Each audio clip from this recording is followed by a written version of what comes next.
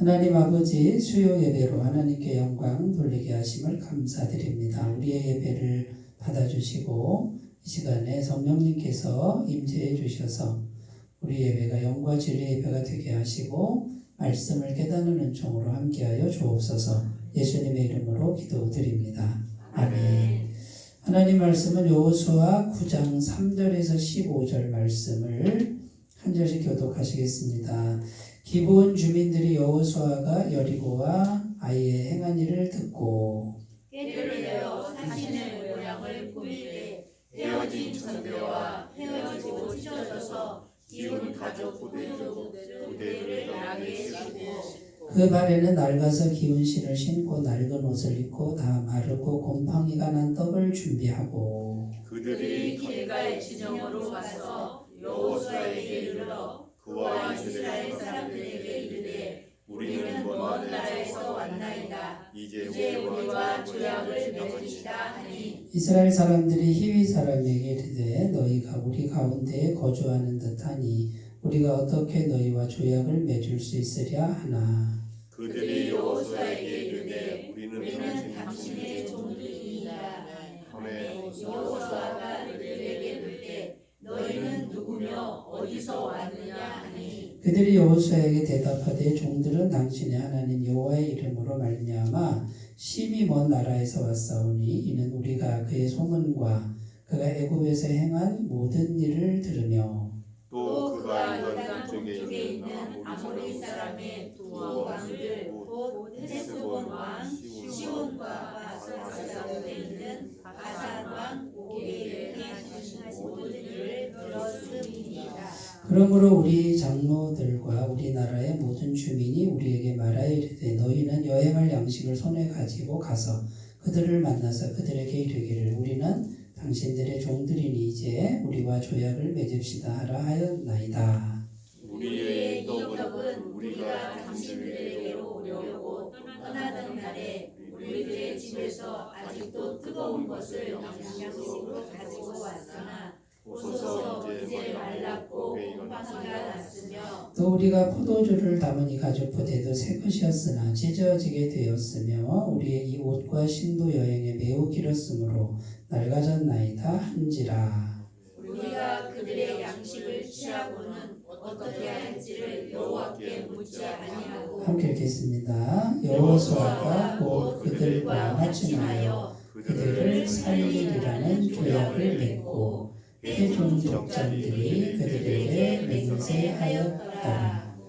아멘. 네, 오늘 말씀의 내용은요. 3절에 보면 기브온 주민들하고 이렇게 나와요. 기브온 주민들 이렇게 나오고 7절에 보면 이스라엘 사람들이 히위 사람에게 이렇게 돼 있잖아요.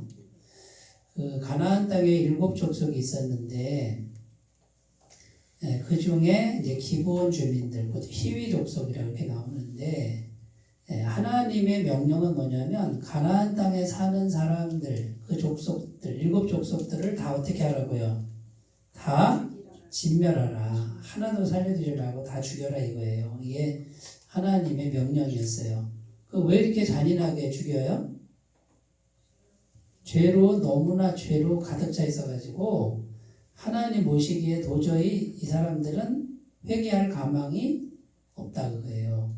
그래서 죄가 너무 가득 차서 하나님이 재판관이잖아요. 그래서 이스라엘 백성들을 통해서 진멸하라. 하나님이 판단하셨으니까 옳겠죠, 그죠? 항상 옳은 거예요. 그런데 이 기브온 주민들이 이제 자기가 죽게 생긴 거를 현실적으로 딱 파악을 한 거예요. 네? 현실적으로 이대로 가다가 우리가 다 죽겠다 하고 현실적으로 정확하게 판단을 했어요. 그래서 어떻게 하면 우리가 살 수 있을까를 고민하다가 어떻게 했냐면 속이는 거예요.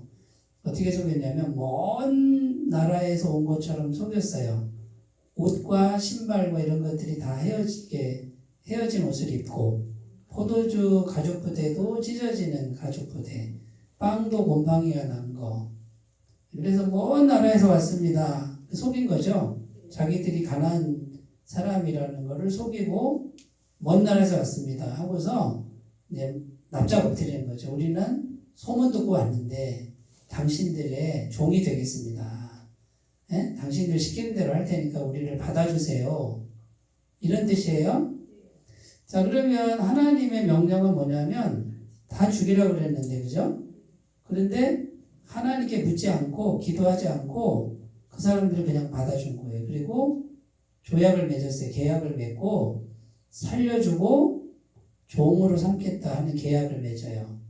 이스라엘 나라 입장에서는 사람들이 스스로 찾아와서 당신들의 종이 되겠습니다. 그러니까 좋아요, 안 좋아요? 좋아요. 이제 전쟁을 해야 되고, 예? 그 다음에 스스로 종들이 되겠다고 하는 사람들이 막 찾아오니까, 야, 이거 하나님 은혜 베푸시나 보다. 아마 그랬을 거란 말이에요. 그래가지고 하나님께 묻지 않고 조약을 맺으니까 이게 하나님 앞에 맹세한 거랑 똑같은 거예요. 그래서 나중에 이제 다음 주에 보면은 이게 밝혀지는데, 3일 후에 밝혀지는데, 우리가 속았구나. 그런데 하나님의 이름으로 맹세를 했기 때문에 이걸 죽일 수가 없는 거예요. 무슨 말씀인지 이해가 되시죠? 오늘 내용이 그런 내용이에요. 자, 그러면 이제 경솔하게 조약을 맺었기 때문에 하나님의 명령을 지키지 못하고 하나님의 말씀을 어기는 죄를 여호수아와 이스라엘 백성들이 짓고 맙니다. 자, 그런데 이제 우리가 오늘 말씀에서 생각할 거는요, 영적인 분별력이에요. 예? 영적인 분별력을 잘 기르놓지 않으면 이런 일이 생긴다. 자꾸만 우리가 하나님의 뜻을 찾으려고 하고 하나님의 뜻에 순종하려고 하는데 실수하고 자꾸 잘못하는 이유가 뭐냐면 영적인 분별력을 길러놓지 않아서 또는 너무 경솔하게 성급하게 행동을 해서 하나님의 뜻을 따라서 행하지 않고 자기 마음대로 하는 경우가 많다. 그래서 오늘 제목이 뭐냐면 영적인 분별력을 잘 기르고 있습니까? 이런 제목이에요. 지금 자신을 돌아보면서 나는 지금 영적인 분별력이 잘 길러져 있는가? 그럼 영적인 분별력을 어떻게 기르는 건가? 그러니까 이런 거에 대해서 오늘 좀 생각해 보려고 하는데, 첫 번째 생각할 거는요, 냉정한 현실 감각. 냉정한 현실 감각과 영적 분별력의 관계가 어떻게 되냐. 결론을 말씀드리면 영적인 분별력은 냉정한 현실 감각이 있어야 영적 분별력이 있는 거예요. 근데 많은 분들이 영적인 걸 막 강조하는 분들 있잖아요. 막 영적으로 뭘 봤다 그러고 막 이렇게 하는 분들이 현실 감각이 떨어져요. 현실은 대충 하고 자기는 뭐 환상을 보고 꿈을 뭐 봤다 막 이렇게 하는 분들이 있어요. 그거는 옳은 것이다, 안 옳은 것이다, 안 옳은 것이다 이거예요. 그거는 현실을 정확하게 읽을 수 있는 그 눈이 있어야 이 사람은 영적인 분별력이 잘 길러진 사람이지. 현실을 제대로 볼 줄 모르면서 막 기도만 하는 분들이 있단 말이에요. 이렇게 기도만 하고 뭔가 하나님이 막 역사하신다 그러고 막 기적을 행한다 그러고 하나님이 역사하시고 기적 행하는 게 있어요. 그런데 현실을 건너뛰고 역사하시지는 않는다 그 말이에요. 제가 성도님들 상담하는데 지금 이제 일하시잖아요. 사업하시잖아. 그런데 제가 안타까운 게 뭔지 아세요? 비전을 봤다 이거예요. 나는 분명히 비전을 보고 꿈을 봤다 이거예요. 자, 그럼 거기까지는 좋아요. 그런데 그 꿈과 비전이 어떻게 이루어집니까? 현실 속에서 이루어져야 되잖아요. 현실 속에서 이루어지지 않고 뭐 그냥 허공에 떠있는 꿈과 비전은 그거 이뤄서 뭐 할 거예요? 그건 이루는 것도 아니잖아요. 그냥 혼자만의 망상이지. 그러면 꿈과 비전을 봤다 그러면 이걸 확신이 있다 그러면 어떻게 해야 돼요? 현실 속에서 냉정하게 현실 속에서 한 발 한 발 가야죠. 계단 올라갈 때 한 칸씩 올라가야 되는 거 아니에요? 좋아요. 2칸, 3칸씩 올라간다고 쳐요. 그래도 차곡차곡 올라가야 되잖아요. 근데 이제 제가 안타까운 게 뭐냐면 꿈과 비전을 봤다 그러면서 현실 속에서 계단을 한 칸씩 올라가는 게 안 보이는 거예요. 그럼 그분은 영적 분별력이 있는 거예요, 없는 거예요? 없는 거예요, 그거는. 분별력이 아예 없는 거예요. 그런데 안타깝게도 그런 분들을 많이 만난다는 거야. 그냥 일만 저질러 놓고 있잖아요. 그냥 꿈과 비전이 있으면 그냥 되는 줄 알아요. 현실적으로 뭐가 돼요? 계속 빚만지고 계속 실패하고 그러는데 계속 현실은 무너지는데 꿈과 비전이 있다는 거예요. 이거는 영적 분별력이 상당히 잘못된 거예요. 우리가 이거를 이 균형을 맞춰야 돼. 냉정한 현실 감각과 영적 분별력 같은 것이다. 둘 중에 하나만 잘못돼도 이 사람은 영적 분별력이 없다고 봐야 된단 말이에요. 자, 그럼 제가 무슨 얘기를 하는 거냐면 이 기브원 족속들 보세요. 자, 7 족속이 가나안 땅에 있었고 이스라엘은 하나예요. 그럼 이 7 족속이요. 기브원 족속 빼고 나머지 6 족속은 어떻게 생각하는 줄 아세요? 우리가 6 족속이다 이거예요. 6이 합치면은 이긴다 이렇게 생각하는 거예요. 근데 이 기브원 족속은 뭐예요? 안 된다. 우리가 합쳐도 우리는 죽게 생겼다 하고 정확하게 판단한 거예요. 그래서 어떻게 했어요? 우리가 종이 될지언정 살아야 되겠다 해가지고 이렇게 이제 일을 꾸몄는데 성공을 했어요.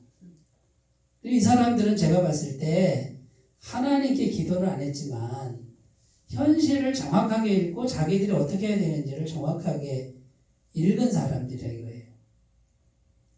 그러니까 여러분, 교회 다니는 많은 분들 중에 정말 안타까운 게 뭐냐면 하나님을 믿는다고 하면서 하나님 그러다가 그냥 허공에 이렇게 막 이렇게 허공에 떠 있는 것만 생각하고 현실에선 하나도 이렇게 뭐 한 발 한 발 이루어 나가는 게 없는 그런 삶은 잘못된 신앙이다. 고쳐야 된다 그거예요. 그거는 백날 해도 성공할 수도 없고 뭔가를 성취할 수도 없는 그런 그림이 된다라는 것이죠. 한 발 가고 기도하고 한 발 가고 기도하고 그 다음에 갑자기 뭐가 하나님이 역사에서 막 갑자기 뭐를 막 쏟아부어 주실 수가 있어요. 없다는 게 아니에요. 그런데 1%, 한 15%도 안 돼요. 그런 경우는. 그러니까 우리가 하나님의 은혜를 어떻게 해요? 한 계단씩 구하면서 차곡차곡 나아가는 그런 그림으로 가야 될 줄로 믿습니다. 자, 데살로니가서 3장 11절 12절을 같이 읽겠습니다. 우리가 들은즉 너희 가운데 게으르게 행하여 도무지 일하지 아니하고 이를 만들기만 하는 자들이 있다 하니 이런 자들에게 우리가 명하고 주 예수 그리스도 안에서 권하기를 조용히 일하여 자기 양식을 먹으라 하노라. 교회 안에 성도들 중에 있잖아요. 일 안 하고 그냥 놀기만 한다는 거예요. 왜 그러냐? 이제 주님이 재림하신다. 주님이 곧 오신다. 이런 소문이 퍼졌어요. 데살로니가 교회에. 금방 오신다 그랬단 말이에요. 자, 그러면 주님이 오신다는 건 세상 종말이 온다 그 뜻이거든요. 아니, 그 종말이 올 건데 뭐 일하냐. 그리고 일 안 하고 그냥 놀고 먹는 사람들이 교회 안에 있었다는 거예요. 이거 맞아요, 틀려요? 틀린 삶이죠. 이거는 내일 종말이 오더라도 어떻게 해야 돼요? 오늘 현실적으로 내게 주어진 일을 성실하게 하는 것이 이게 바른 신앙이에요. 그러니까 사도 바울이 일하기 싫어하는 자는 먹지도 말게 하라고 그랬죠? 음식 주지 말아야 돼요. 밥 굶기라 그 말이에요. 여러분, 일하기 싫어하는 자에게 밥을 굶기는 게 영적인 일이에요.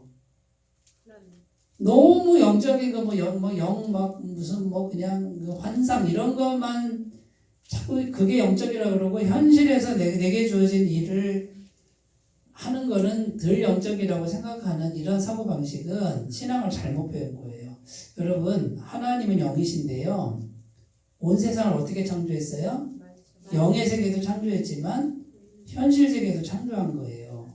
우리 인간을 보면은 영과 혼과 육체도 창조했단 말이에요. 근데 영혼, 육이 다 하나님이 창조하신 거룩한 부분이에요. 그러면 우리가 보세요. 우리의 영혼도 거룩해야죠. 그러면 육체도 거룩해야 되고 우리의 삶도 거룩해야지. 전부 거룩해야지. 그러니까 우리가 평상시에 열심히 일하는 게 굉장히 영적인 일이다. 근데 참 안타까운 부분들이 뭐냐. 무슨 환상을 보고 무슨 뭐 꿈을 보고 뭐 이렇게 막 뭔가 영적인 거는 더 훌륭한 거고 현실 속에서 평범한 일, 내게 주어진 평범한 일은 덜 영적이라고 생각하는 사고방식이 굉장히 많아요. 잘못된 거예요. 내일 지구 종말이 와도 오늘 내가 빨래하고 청소하고 그 다음에요. 내게 주어진 일을 하고 성실하게 하는 게 똑같은 가치로 영적인 일이다. 이렇게 돼야 돼요. 그게 영적인 분별력이에요. 그런데 영적으로 분별력이 잘못된 분들은 자꾸 평범한 일상사는 좀 덜 열등한 걸로 보는 이런 경향은 잘못된 분별력이다. 이걸 하셨으면 좋겠고요. 잠언 24장 6절 너는 전략으로 싸우라. 승리는 지략이 많음에 있느니라. 자, 우리가 뭔가를 도모할 때는 뭐가 필요해요? 구체적인 전략이 필요한 거예요. 그러면 무턱대고 하면 안 돼요. 무턱대고. 교회 다니는 분들 중에 정말 안타까운 게 뭐냐면 전략도 없고 방법도 없어. 그냥 무작정 그냥 돈 끌어다가 열어놓고서는 기도만 해요. 뭐 하나님 복을 주시면 된다 그러는데 참 답답한 노릇이죠. 그러니까 예를 들어서 음식점 하나를 해도 어떻게 해야 돼요? 네? 뭐가 중요해요? 맛이 중요하고 또 뭐가 중요해요? 재료가 중요해요. 그 재료가 중요하고 또 뭐가 중요해요? 장소가 중요해. 그 다음에 홍보 전략도 중요하고 그럼 이런 것들을 다 생각을 해야 되죠. 이런 거를. 근데 이런 건 안 하고 저 후미진 산골에다가 식당을 열어놓고서 주여 비나이다 하면 되겠어요? 안 되겠어요? 그런 기적은 없다. 그러니까 우리에게 뭘 주셨냐면 지능을 주셨잖아요. 지혜를 주셨잖아요. 그거 왜 주신 거예요? 쓰라고 준 거예요. 쓰라고. 그러면 구체적으로 우리가 정확한 현실 속에서 하나님께 기도하면서 하나님 주신 지혜를 가지고 뭔가 장소와 재료와 방법과 그다음에 운영을 어떻게 할 것이고 홍보를 어떻게 할 이게 구체적으로 나와야 그리고 그 구체적인 것을 가지고 기도를 하면서 가야지. 그래야 하나님의 도우심이 있는 거죠. 이렇게 다 같이 가야 영적 분별력이 있다는 거지. 그런데 그냥 무턱대고 그냥 벌려만 놓고 그냥 막 한단 말이에요. 특히 이제 신앙인들 중에 많아. 그냥 하나님만 믿어. 하나님은 아주 그냥 신실하게 믿어요. 열심히 뭔가 의무를 하는데 제가 볼 때는 분별력이 떨어진다라고 밖에 볼 수가 없어요. 세 번째로 가보겠습니다. 마가복음 5장 28절 29절 이는 내가 그의 옷에만 손을 대어도 구원을 받으리라 생각하느니라. 이에 그의 혈루 근원이 곧 마름에 병이 나은 줄을 몸에 깨달으리라. 무슨 내용이냐면 12년을 하혈하는 여자예요. 혈루병에 걸린 여자 12년 동안 노력했는데 안 됐어요. 더 나빠졌어요. 여자가 피를 흘리면 부정한 여인이에요. 그래서 격리를 시켜야 돼. 이스라엘 공동체에서 쫓겨났단 말이에요.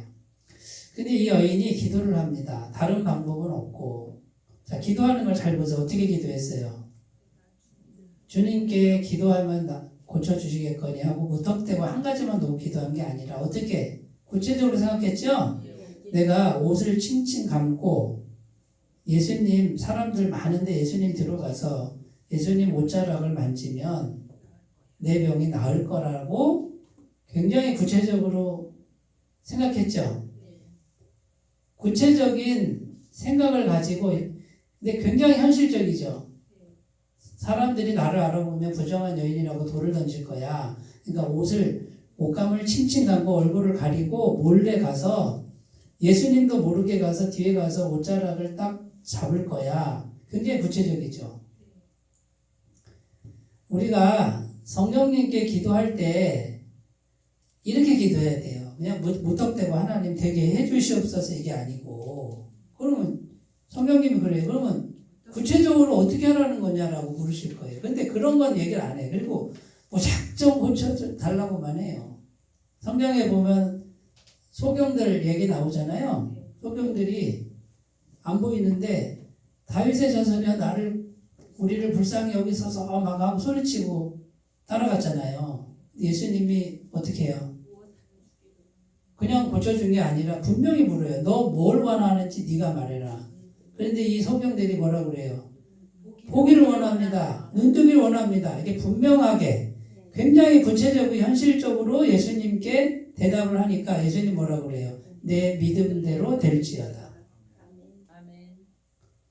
아시잖아요. 알아서 해주세요. 그럼 내 믿음대로 될지어다. 둘이 뭉실하면 안 된단 말이에요. 둘이 뭉실하면. 그래서 제가 맨날 그러잖아요. 기도를 좀 막연하게 하지 말고 좀 상상력을 동원해서 굉장히 구체적으로 기도를 하는데 기도하면서 그 구체적인 내용이 바뀔 거예요 아마. 네? 처음에 이렇게 기도하면 안 되겠다. 바꿔야 되겠다 하고 나중에 어떻게 되는 줄 아세요? 요렇게 기도하면 되겠다라고 그 구체적인 것들이 저의 경우는 그래요. 그래서 구체적으로 하나님께 구체적인 수치를 가지고 구체적인 모양을 가지고 저는 현실적인 걸 가지고 하나님께 기도를 했을 때 하나님이 그대로 응답을 하시는 경우가 많았어요. 서울에 있는 큰 교회 목사님이 지금으로부터 한 30년, 40년 전, 한 50년 전 이야기예요. 굉장히 힘든 시절에 전도사님이셨는데 이분이 시골교회에서 이제 목회를 했어요. 그런데 가난하잖아요. 가진 것도 없고. 그런데 이제 방 하나를 얻어서 총각 전도사님이 목회를 하는데 이게 맨날 엎드려서 이제 막 설교에 원고도 쓰고 공부도 하고 막 이러니까 허리도 아프고 신방 다니는데 막 다리도 아프고 그래가지고 하나님께 책상 하나, 의자 하나, 자전거 하나 이거 달라고 기도를 했어요. 근데 3개월을 열심히 기도를 했는데 강간무소식이에요. 그래서 이 전도사님이 아니 하나님 내가 이렇게 간절히 3개월을 기도했는데 왜 응답을 안 해주십니까? 하나님 모든 것의 주인이신데 제 기도를 듣고 계실 텐데 분명히 듣고 계시는 거 알고 있는데 왜 안 주시냐고. 내가 지금 나쁜 기도하고 있습니까? 좋은 기도하는 거 아닙니까? 내가 공부하려고 그러고 신방 열심히 한다고 그걸 달라고 한 건데 왜 안 주시냐고 이렇게 하소연을 했어요. 근데 막 하소연을 하다가 이제 성령이 딱 임하시니까 마음속에 생각 속에 어떤 음성이 들어오냐면 야 내가 네 기도를 처음부터 다 들었다. 그런데 책상 달라고 그러고 의자 달라고 그러고 자전거 달라고 그러는데 책상도 종류가 여러 가지다. 네가 원하는 책상이 뭔지를 명확하게 얘기해 줄 거 아니냐. 네가 원하는 의자도 종류가 여러 가지다.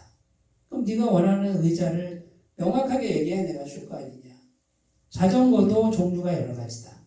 구체적으로 네가 원하는 걸 구체적으로 구해라. 이래가지고 이제 이 기도 중에 이 성령의 깨달음을 얻고 기도를 바꾼 거예요.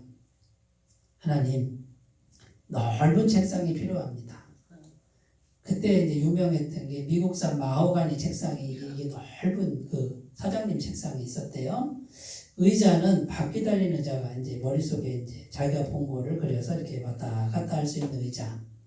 자전거는 뒤에 신발 가방을 실어야 되니까 삼천리호 자전거 해가지고 이제 짐을 실을 수 있는 구체적으로 머릿속에 그려서 요거를 주셨으면 좋겠습니다. 이렇게 기도를 했는데 놀라운 사실은 며칠 후에 그 동네에서 제일 부잣집이 서울로 이사를 간다는 거예요. 서울로 이사를 가는데 그 주인이 와가지고 전도사님 책상 필요하지 않냐고 의자 필요하지 않냐고 필요합니다 하고 딱 보니까 자기가 머릿속에 딱 그리던 그 책상과 의자가 딱 있더라는 거예요. 그런데 자전거도 있더라는 거예요. 그래서 저 자전거 가져갈 거냐 그때 안 가져간대. 그래서 저 자전거도 달라고 해가지고 기도 응답이 됐다는 거예요. 그 목사님 간증 책에서 제가 읽은 거예요. 기도를 구체적으로 하라는 거예요. 현실적으로 구체적으로. 하나님 헷갈리지 않게. 알아서 주세요 이러면 안 돼요. 그러니까 이게 이제 영적 분별력, 영적인 거라 해가지고 막 두리뭉실하고 나는 뭐 영적으로 훌륭하다 이거 아무 소용 없어요. 가장 현실적인 게 가장 영적인 것이 되도록 기도를 해야 된다 그 말이에요. 왜냐하면 하나님 뭐라 그래요? 뭐든지 하실 수 있는 분이 뭐라 그래요? 우리 믿음만큼만 하시는 거예요. 내 믿음대로 될지어다. 그런데 믿음이 안 생기잖아요. 그러면 저도 기도해 봤어요. 막 엄청난, 지금 현실적으로 엄청난 뭐 그런 기도 했는데 제가 믿음이 안 생기더라고요. 그래서 하나님 이 믿음이 안 생기는데 제가 낮추겠습니다. 자꾸 낮추다 보니까 이제 마음이 편해져서 일단 이거부터 주세요. 했더니 그거 금방금방 되고요. 허황된 걸 기도할 때는 제가 믿음이 안 생기고 마음에 확신이 안 들어요. 그럴 때는 기도를 멈추셔야 돼요. 그거는 안 되는 거예요. 여러분 그러니까 하나님이란 분과 우리 사이에 어떻게 관계를 맺어야 되고 어떻게 하나님 진짜 살아계신 분하고 어떻게 영적으로 교감해야 되는지를 연구하셔야 돼요. 그러니까 제가 지금 드린 말씀도 참고하셔야 됩니다. 물론 이렇게 100% 된다는 얘기가 아니고 그냥 두리뭉실하게 해도 되는 경우도 있어요. 그런데 그렇게 되면은 자꾸 막연해져 우리 신앙이. 그리고 허황된 허무맹랑한 신앙으로 변질될 가능성이 너무 많아요. 요한일서 2장 17절 이 세상도 그 정욕도 지나가되 오직 하나님의 뜻을 행하는 자는 영원히 거하느니라. 자, 여러분 보세요. 현실적인 게 중요합니다만 이 현실적인 이 세상은 지나간다 이렇게 돼 있죠? 그러면 우리가 궁극적으로는 무엇을 위해서 구해야 돼요? 하나님 나라, 영원한 하나님 나라. 그러니까 보세요. 먼저 내 마음속에 뭐가 들어와야 돼요? 하나님, 영원하신 분이 들어오고 그 다음에 내가 왜 책상을 구하고 의자를 구하고 자전거를 구해요? 지금 현실적인 거 구하죠? 그 현실적인 게 목적이 아니죠. 뭐가 목적이에요? 하나님의 일을 하려고 그러는 거잖아. 말씀 전하고 신방하고 병자 기도해주고 그걸 위해서 현실적인 걸 달라고 하는 거죠. 그러니까 하나님이 응답하시는 거는 달랑 내 현실적인 것만 달라고 할 때는 그 헛된 거야, 안개 같은 거야 이렇게 되는 거예요. 현실적인 거 당장 내가 지금 보세요. 자 그럼 돈이 필요해요. 하나님 1억만 주세요. 그 1억을 왜 줘야 되는데? 믿음대로 된다 했잖아. 1억 주세요. 그러면 그래 내 믿음대로 될지어다. 근데 그게 믿음이 아니라는 거예요. 그 1억이 왜 필요하냐? 그게 믿음이라는 거예요. 영적인 믿음이 필요해요. 1억을 주실 줄 믿습니다 하는 거는 하나님 편에서는 믿음이 아닌 거예요. 그거는 탐욕이지, 욕심이지. 그런 건 안 줘. 근데 그 1억이 왜 필요해? 구체적인 계획이 있어야지. 하나님이 하려고요. 1억만 주시면 제가 하나님이 할게요. 하나님 뭐라 그래요? 뭐 어떤 일 할 건데?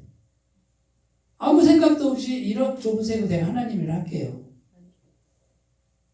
그거는요, 하나님 응답하잖아요. 영이신 분은 먼저 영적인 분명한 계획이 있어야 돼요.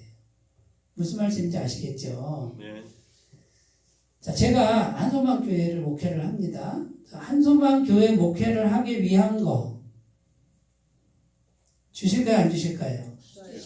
반드시 주시죠. 왜요? 난 영적인 게 우선이니까. 근데 한소망교회를 위한 게 아니야. 욕심으로 구하는 거는 하나님이 주실 이유가 없어요. 그러면 지금 우리 한소망교회가 이제 규모가 이 정도 되면 이 정도에 필요한 만큼 주시는 거예요. 근데 한 계단 한 계단 올라가서 우리 교회가 이제 조금 더 성장이 되면은 현실적으로 더 큰 게 필요하겠죠? 한소망교회가 뭔가 계획을 세우고 뭔가 실행을 하고 이걸 구체화시켜가지고 실행해 갈 때 하나님 돈이 필요합니다. 자, 그럼 내가 지금 돈을 구하는 거예요. 지금 영적인 일을 구하는 거예요. 영적인 이것이 너무 확실하니까 하나님이 돈은 붙여주는 거라 그 말이에요. 이거를 건너뛰고 무작정 돈만 주시면 제가 하나님을 하겠습니다. 그렇게 해서는 안 된다 그 말이죠. 그러니까 지금 교회 다니는 많은 분들이 기도해서 응답받는다고 하는데 전부 엉터리인 거예요. 제가 볼 때는. 이걸 또 얘기를 해도 못 알아듣는 거예요. 그냥 무작정 주시옵소서 금식 기도하고 막 고행 기도하고 막 하는데 응답은 안 되는 거예요. 그리고 또 실제로 또 그걸 주면은 이 사람 타락해요. 약속도 안 지켜요. 더 큰 죄를 짓는 거예요. 그러니까 하나님 안 주시는 거지. 여러분 뭘 할 건지, 자 내가 돈을 벌어서 뭘 할 거예요.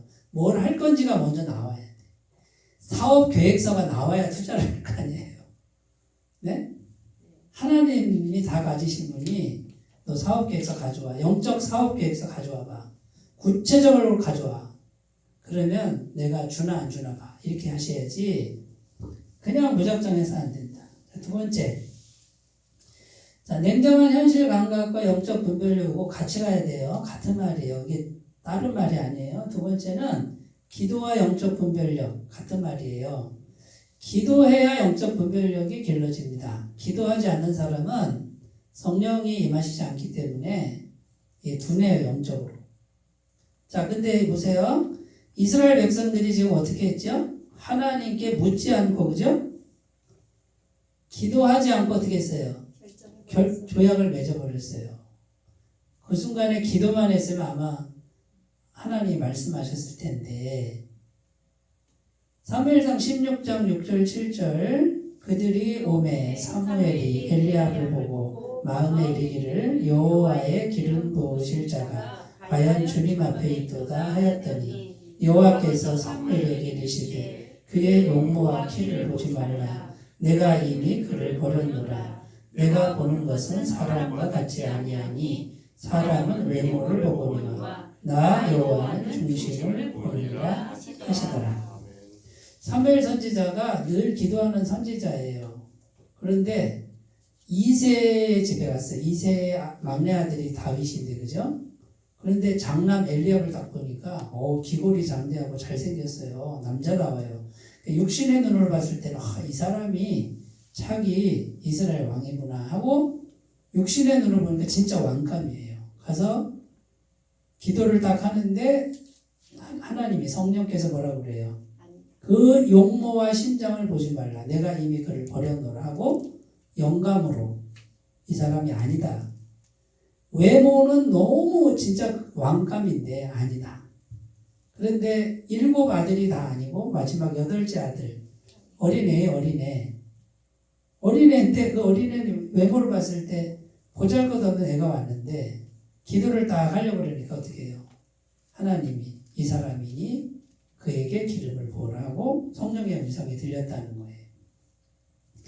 여러분 기도하지 않으면 육신의 눈에 보는 대로 해요. 육신의 눈에 보는 대로 하는 거는 영적인 분별력이 아니에요.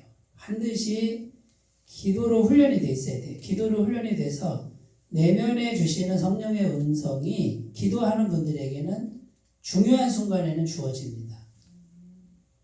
마음이 감동이 오거나 또는 아니면 깨름칙하고 불안해요. 그럴 때는 가만히 결정하면 안 돼요. 가만히 있어야 돼요. 근데 조건이 뭐예요? 기도하고 있어야 돼요. 평상시에. 우리 어르신처럼 아침, 저녁으로 기도를 계속 지금 벌써 이제 3년째 기도하고 계신다 그러잖아요. 그러니까 몰라도 계속 기도하다 보면 영감이 이제 개발이 됩니다. 잠언 3장 5절 6절 너는 마음을 다하여 여호와를 신뢰하고 내 명철을 의지하지 말라. 너는 범사에 그를 인정하라. 그리하면 내 길을 지도하시리라. 자, 마음을 다하여 어떻게 하라고요?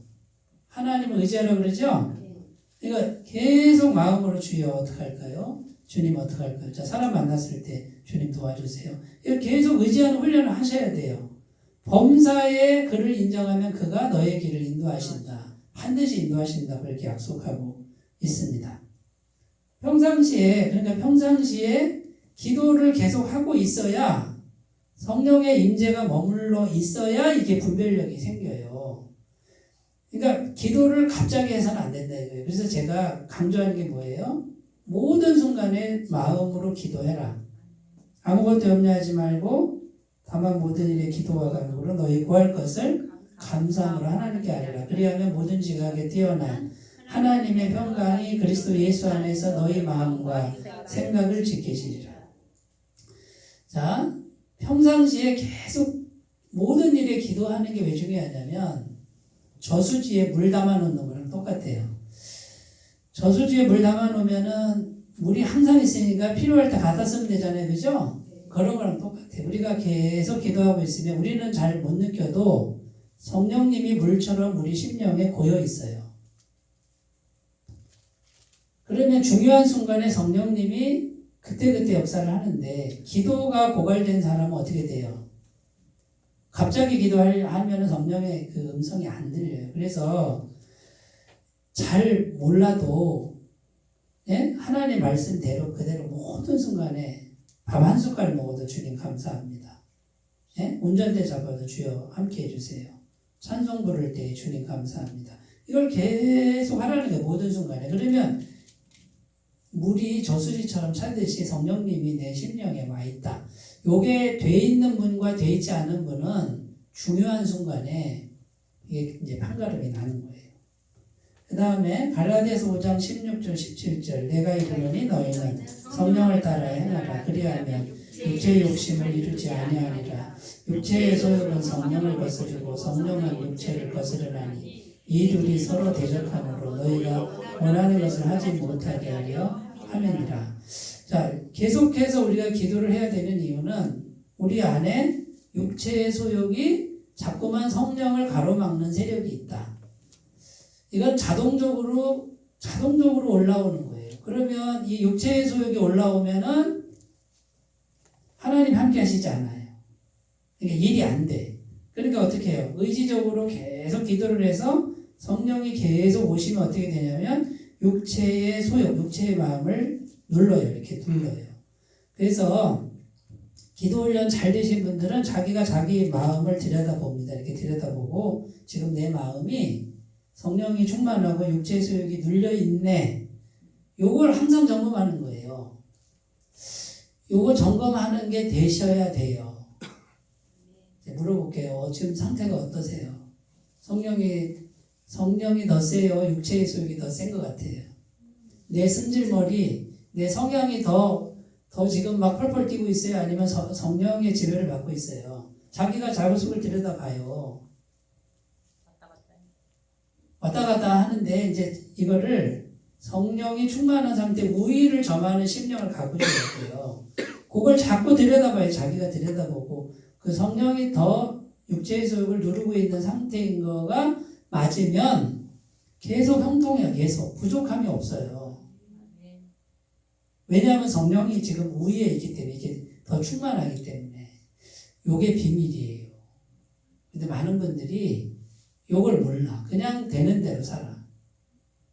마음을 다스리는 게 굉장히 중요하다라는 걸 꼭 기억하셨으면 좋겠습니다. 그러면 육체의 소욕이 뭐냐면 내 승질머리예요. 내가 그냥 마음 내키는 대로 하는 거. 이거를 그냥 안 하면 돼. 가만히 있으면 돼. 근데 가만히 있는 걸 또 못해. 이 훈련이 안 되는 사람은 안 돼. 자꾸 불쑥불쑥 올라와요. 그러니까 자꾸 성령이 밀려나고 성령의 역사가 떠나가니까 일이 또 안 되는 거예요. 되는 것 같아도 또 제자리로 와요. 여기에 달렸어요. 여기서 자기가 자기 마음을 들여다보셨으면 좋겠습니다. 세 번째요. 조급함과 영적 분별력. 이건 같은 말이 아니고 조급하면 분별력을 잃어버린다. 지금 이스라엘 백성들이 기도하지 않고 급하게 조약을 맺었죠? 하나님의 말씀을 어기는 죄를 범했고 그 다음에 기브온 족속 그 군 식구들을 또 먹여야 돼. 책임져야 돼. 혹덩어리가 또 생겼어요. 그 다음에요.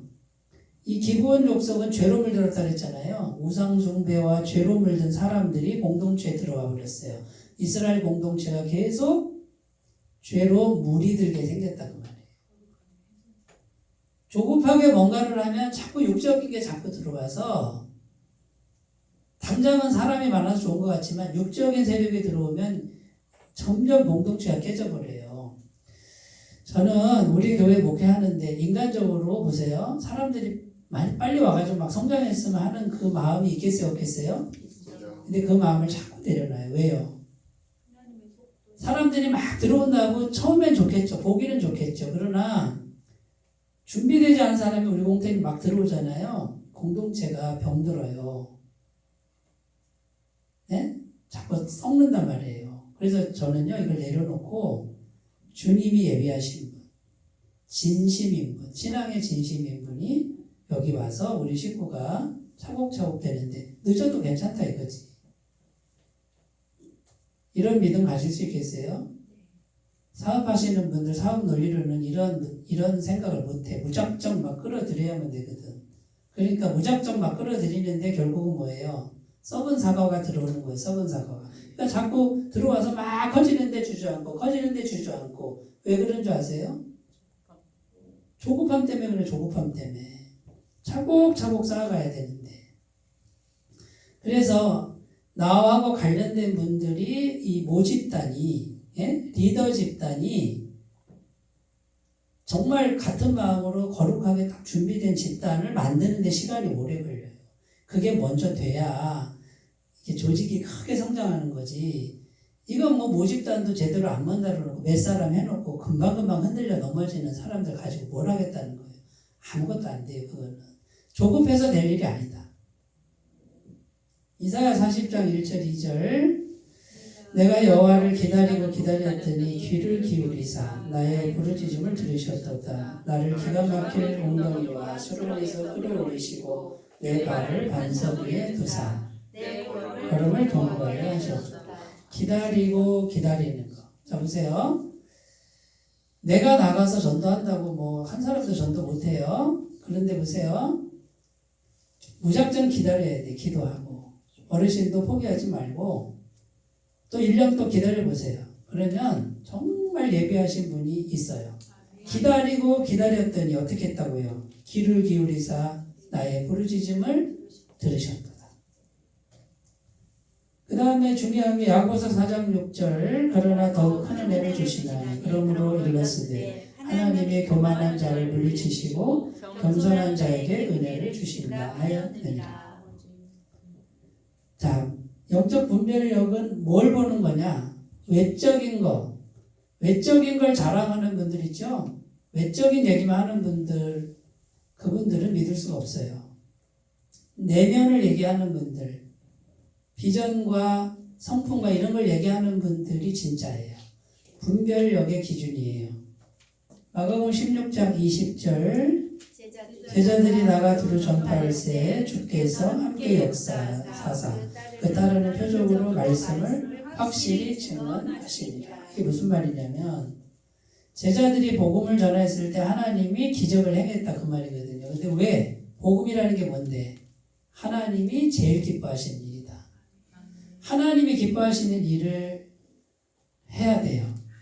조급하게 그냥 내가 원하는 걸 막 저지르는 게 아니에요. 하나님이 뭘 기뻐하실까를 생각하고 그걸 행하면 하나님이 따라온다. 마태복음 16장 24절 제자들에게 이르시되 누구든지 나를 따라오려거든 자기 십자가를 지고 자기를 부인하고 자기 십자가를 지고 나를 따를 것이니 자기 조급함을 자꾸 부인하면서 주님을 기다리면서 가는 훈련. 여기서 영적 분별력이 길러집니다. 조급하면 육적 세력만 강해진다. 기다리면 영적 분별력이 강해진다. 여러분 이걸 잘 기억하시고요. 영적 분별력을 잘 길러가시는 삶이 되시기 바라겠습니다. 기도합니다. 하나님 아버지, 영적인 분별력이 중요한데 하나님 말씀에 따라 잘 기르게 하여 주옵소서. 예수님의 이름으로 기도드립니다.